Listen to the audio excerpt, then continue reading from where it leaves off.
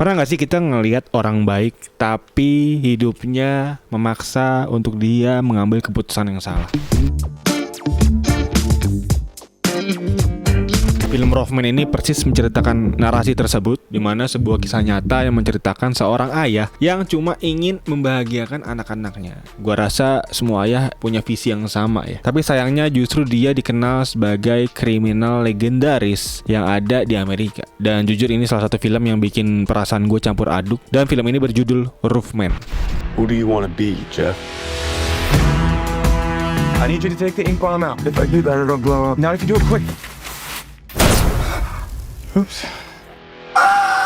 Oke, film ini bukan film superhero. Judulnya Roofman, bukan artinya dia manusia super yang ada di atap, bukan. Tapi film ini lebih diangkat dari kisah nyata seorang yang bernama Jeffrey Manchester, seorang veteran militer Amerika yang hidupnya hancur setelah perceraian. Dia singkat cerita mengalami kesulitan ekonomi karena pulang dari Afghanistan dia ternyata susah gitu untuk bisa berbaur kembali ke masyarakat. Dan terlebih lagi dia juga kehilangan kedekatan gitu ya dengan anak-anaknya. Sang putri di situ ternyata tidak bisa bonding lagi dengan sang ayah karena memang sang ayah sedang terlilit ekonomi yang sulit lah. Dan kita ngeliat Jeffrey memang sangat iba lah ya, dimana di satu sisi dia adalah orang yang jenius gitu ya, di militer dia berbakat gitu, tapi sayangnya dia harus mengalami hidup yang pahit gitu pasca dia pulang dari perang. Dan dia tentunya secara mental terhantam lah ya, dimana dia merasa gagal sebagai seorang ayah sampai akhirnya dia memutuskan untuk bisa mengambil jalan pintas yang salah. Dia menemukan cara ekstrim untuk bertahan hidup.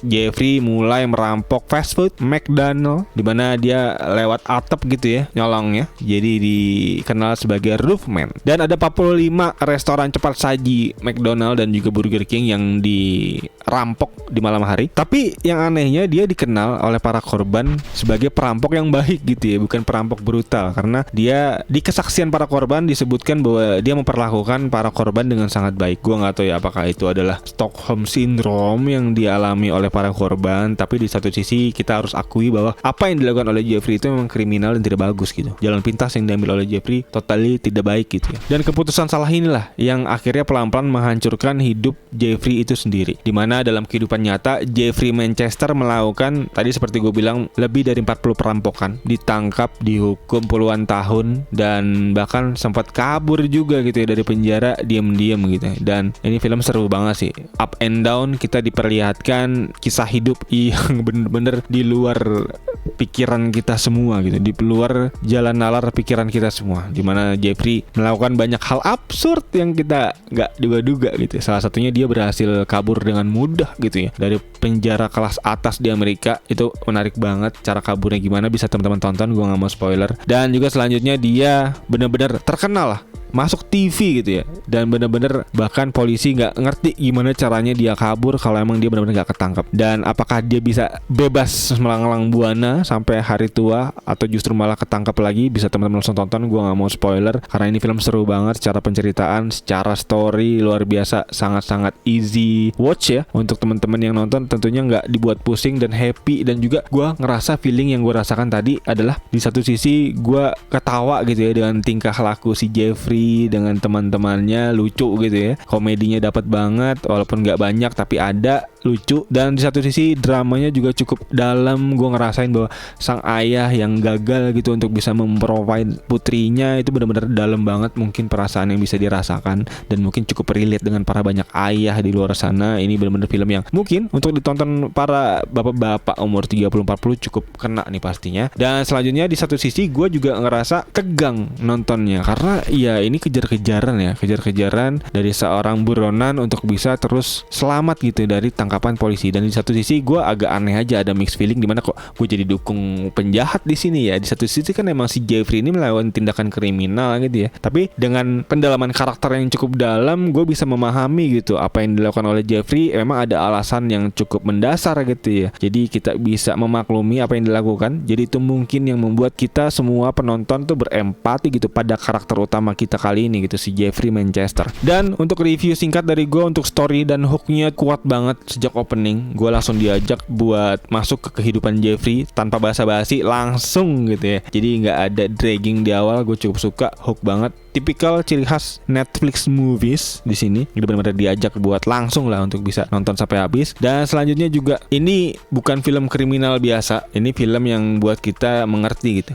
perjalanan pahit seorang ayah yang di satu sisi dia pengen lihat senyuman dari sang anak itu ternyata sesulit itu. Dan dari drama yang dalam juga buat kita para ayah dan juga mungkin para keluarga yang nonton film ini pasti bakal kagum gitu ya dengan kecerdikan si Jeffrey yang memang cukup jenius, bisa kabur dari penjara tuh luar biasa. Mind blowing caranya, bener-bener gue nggak expect ternyata sesimpel itu. Yang dimana kalau film-film kabur dari penjara yang lain kan diperlihatkan sangat rumit gitu ya, berbulan-bulan dan bener-bener kayak bikin sesuatu gali tanah. Kalau kita lihat The Shawshank Redemption, dia bisa sampai ngegali tembok pakai sendok, itu kan luar biasa penuh dengan perjuangan. Tapi di film ini enggak, film ini lebih ke kayak oke, si karakter utama kita ini emang literally genius aja gitu, bener-bener membuat kabur dari penjara itu semudah itu. Jadi iya, teman-teman tonton sendiri gimana cara kaburnya. Dan ini juga memperlihatkan kita semua gitu, dari segi dramanya memperlihatkan bahwa life is unfair. Kadang emang orang baik tuh benar-benar sesulit itu gitu untuk bisa tetap membuat keputusan-keputusan baik. Karena di satu sisi orang baik pasti tidak ingin kan untuk menelantarkan putrinya, apalagi sebegitunya. Jadi ya dia melakukan segala cara untuk bisa memprovide sang putri, untuk bisa menjadi sang ayah yang heroik gitu untuk sang putri, apapun caranya. Dan itulah titik kelemahan dari karakter utama kita ini gitu. Jadi emang dia dipaksa melakukan keputusan buruk gitu karena keadaan yang menimpanya. Jadi ya life is unfair, tapi keputusan yang harus kita ambil memang benar-benar harus kita pikirkan dengan baik gitu. Dan di sisi komedinya tuh natural banget. Gue bisa ngeliat beberapa kali, gue cukup ketawa. Salah satunya tingkah gimmick yang dilakukan oleh si Jeffrey ini benar-benar kocak ya. Apalagi scene-scene ketika dia di toy store, di tempat mainan, itu benar-benar kocak sih sepertinya gue bilang ya. Dia di satu sisi yang cukup detail dan cukup paham gitu ya dengan sistem keamanan sebuah toko mainan di sini, tapi di satu sisi dia juga benar-benar membuat gimana caranya otak dia tuh tetap hidup gitu untuk bisa hidup di dalam toko mainan berbulan-bulan. Jadi itu mungkin sedikit reveal ya untuk jadi story yang ada. Gue nggak mau cerita lebih lanjut, tapi intinya adalah gue bisa ngelihat secara komedi ini kocak gitu ya. Nggak banyak komedinya tapi cukup berhasil buat kita ngakak gitu. Dan dari segi pendalaman karakter si Jeffrey terutama ya, tokoh utama kita di sini menurut gue bagus banget. Dan kita benar-benar ngelihat karakter yang merasa bersalah sebagai ayah. Di scene-scene awal kita diperlihatkan oleh sang ayah, yaitu si Jeffrey ini memberikan sebuah mainan yang emang dianggap tidak layak gitu untuk sang putri di hari ulang tahunnya. Dan itu benar-benar berasa banget tuh pasti tuh untuk para sang ayah di luar sana yang sedang mengalami kesulitan ekonomi, pasti merasakan hal itu gue rasa. Jadi itu mungkin menghantam cukup berat gitu ya, dimana sang ayah juga tidak punya tempat untuk bercerita, dipaksa untuk selalu kuat. Itulah yang membuat si Jeffrey ini tindakannya untuk bisa mengambil jalan pintas untuk merampok restoran cepat saji yaitu McDonald tuh kayak dibenarkan gitu secara empathy oleh para penonton gitu di film ini. Jadi ya itu mungkin yang membuat kita semua merasakan pendalaman karakter yang cukup oke gitu dari karakter kita ini yang diperankan oleh Channing Tatum. Dan performanya Channing Tatum nih di sini cukup salah satu bisa gue bilang terbaik lah dalam karirnya ya, mungkin bisa gue bilang. Dia bikin karakter kriminal ini tetap benar-benar humanis, terasa manusiawi banget, dan gue suka lah. Apalagi karakter Mary Jane, ya gue nggak tahu namanya siapa ya itu ya. Di situ pokoknya Mary Jane udah bisa gue bilang aktris yang nggak bisa gue ragukan lagi gitu untuk dari segi aktingnya. Dan walaupun gue cukup kaget ya melihat Mary Jane ternyata emang udah cukup tua, yang artinya emang kita udah cukup tua guys. Gue terakhir nonton Mary Jane tuh seingat gue masih muda gitu ya, yang sama Spider-Man Peter Parker. Tapi di sini udah kelihatan banget ibu-ibunya. Jadi ya time flies ya.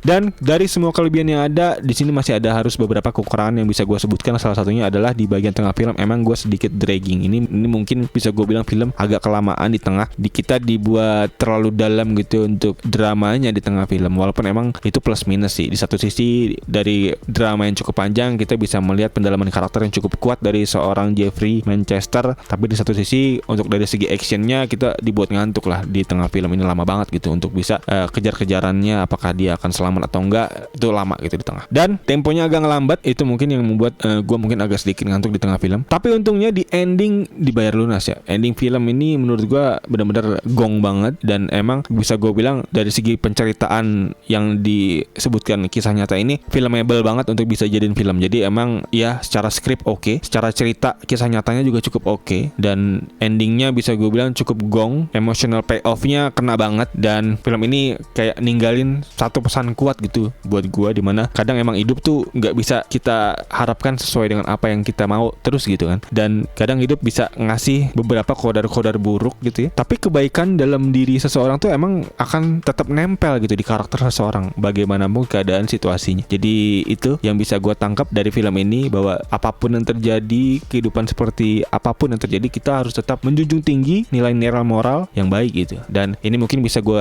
ambil dari si Jeffrey Manchester gitu ya, walaupun emang dia melakukan tindakan yang salah gitu ya, untuk kriminal merampok sebuah toko, 45 toko malah, tapi di satu sisi dia tetap menjunjung tinggi nilai-nilai moral yang baik. Gue cukup appreciate lah untuk Jeffrey Manchester. Dan kesimpulan dari gue, Roofman adalah film yang membuat berbagai macam perasaan muncul di saat film ini selesai. Yang pertama gue kagum, satu, dan yang kedua gue merasakan rasa yang iba gitu ya, kasihan terhadap Jeffrey Manchester dengan jalan hidupnya. Dan yang ketiga adalah gue kesel gitu ya, kesel karena ya kenapa dia harus memilih jalan pintas seperti itu, walaupun emang kita bisa maklumi alasannya cukup mendasar, tapi di satu sisi sayang banget gitu loh untuk apa yang dilakukan oleh si Jeffrey Manchester ini, selalu menuntun dia kepada nilai-nilai kriminal gitu. Jadi ya itu mungkin mix feelingnya di situ. Dan juga kisah nyatanya sendiri ini emang udah sangat layak banget buat diangkat jadi film. Seperti gue bilang tadi, ringan ditonton, menghibur banget, dan juga tetap membawa hikmah yang dalam gitu untuk para penonton. Jadi gue bisa bilang ini highly recommended, film yang sangat-sangat recommend.